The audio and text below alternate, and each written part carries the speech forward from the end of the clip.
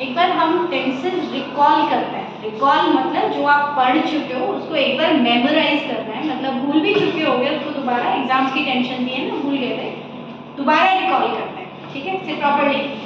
तो आपके पास क्या है, present indefinite, past indefinite, future indefinite, यही है, इंडेफिनिट की बात कर रहे हैं। तो प्रेजेंट इंडेफिनिट का स्ट्रक्चर हमने क्या बताया था आपको, सब्जेक्ट प्लस वर्ब की फर्स्ट फॉर्म प्लस एस और ईएस प्लस ऑब्जेक्ट, यही बताया था, ठीक है। अब एक सेंटेंस लो, उससे बात करते हैं। जैसे कुछ भी ले लीजिए, अंश बाजार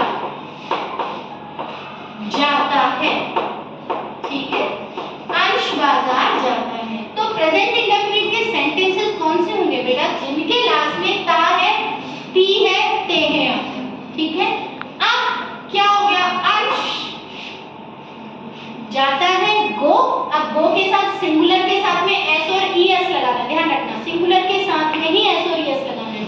तो क्या हो जाएगा, अंश goes to market। to आप तब यूज करेंगे जब आपको कहीं पहुंचना हो, ये प्रीपोजिशन है ना, अंश goes to market। अब इसका पास्ट टेंस बनाएंगे तो क्या हो जाएगा, अंश बाजार जाता था, क्या रह जाएगा। अब ये ता है की जगह क्या हो गया बेटा, जाता था, ठीक है। तो इसका स्ट्रक्चर क्या हो गया आपके पास में, सब्जेक्ट प्लस वर्ब की second form plus object and some other words of the sentence, वो तो अंडरस्टूड ही है।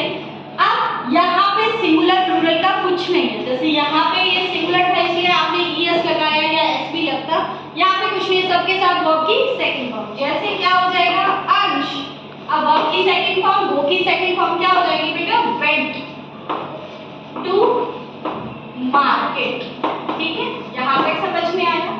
अब यहाँ पे हो जाएगी तो यहाँ पे क्या हो जाएगा, फ्यूचर में आप आते हैं तो अंश बाजार जाएगा, क्या हो जाएगा बेटा, अंश बाजार जाएगा। डिफरेंस समझ में आ गया आपको तीनों में, ठीक है। अब यहाँ पे तो वो जाता है यानी ऐसा होता है, यहाँ पे वो जाता था, पहले जाता था, यहाँ पे अब जाएगा, ठीक है।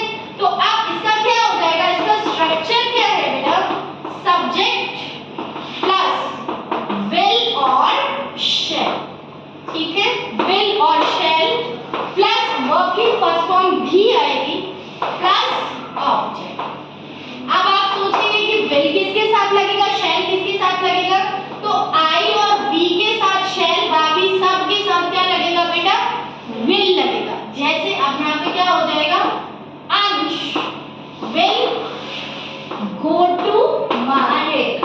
अब ये मत कर देना कि आपने विल भी लगा दिया और वर्ब की फॉर्म भी चेंज कर दी, नहीं, विल शैल वर्ब की फर्स्ट फॉर्म, समझ में आ गया। अब अगर हम इन तीनों का नेगेटिव लेते हैं तो यहाँ पे नेगेटिव अगर ईएस लग रहा है तो डज हो जाएगा और एस ईएस नहीं होता तो डू। जैसे अंश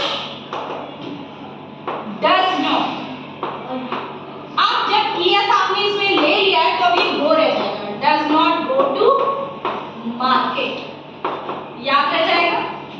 यहाँ पे आ जाएंगे, यहाँ पे इंट्रोड्यूस हो जाएगा बेटा डिड, यहाँ पे क्या इंट्रोड्यूस हुआ, डू और डज, पास्ट में क्या हो जाएगा, डिड, तो अंश डिड नॉट, अब ये वेंट नहीं रहेगा, गो हो जाएगा, क्योंकि डिड ऑलरेडी सेकंड फॉर्म है, did not go to market. अब यहाँ पे क्या हो जाएगा, अंश विल के साथ में नॉट, मैंने आपको बताया ना हेल्पिंग वर्ब के साथ में नॉट लग जाता है, will not go to market, ठीक है। अब इनका इंटरोगेटिव बनाइए, इंटरोगेटिव कैसे बनाना है, आप हेल्पिंग वर्ब को पहले लो, तो क्या हो जाएगा, डज अंश नॉट, जब कहेगा, मान लीजिए नॉट नहीं कह रहा, क्वेश्चन बना रहे हो ना, तो नॉट नहीं, गो टू मार्केट और या क्वेश्चन मार्क, समझ गए। यहाँ पे क्या हो जाएगा, डिड पहले आ जाएगा, डिड अंश गो टू मार्केट, ठीक है। यहाँ पे क्या हो जाएगा, विल अंश go to market. Difference, yes ma'am हमेशा प्रेजेंट टेंस में डज आएगा और पास्ट टेंस में डिड। प्रेजेंट इंडेफिनिट इंडेफिनिट में क्या है? हेल्पिंग वर्ब डू और डज, ये ध्यान रखना है। पास्ट इंडेफिनिट में क्या है बेटा? डिड, ठीक है।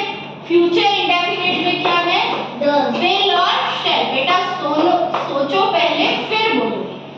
फ्यूचर की बात करें तो डज कैसे बोलते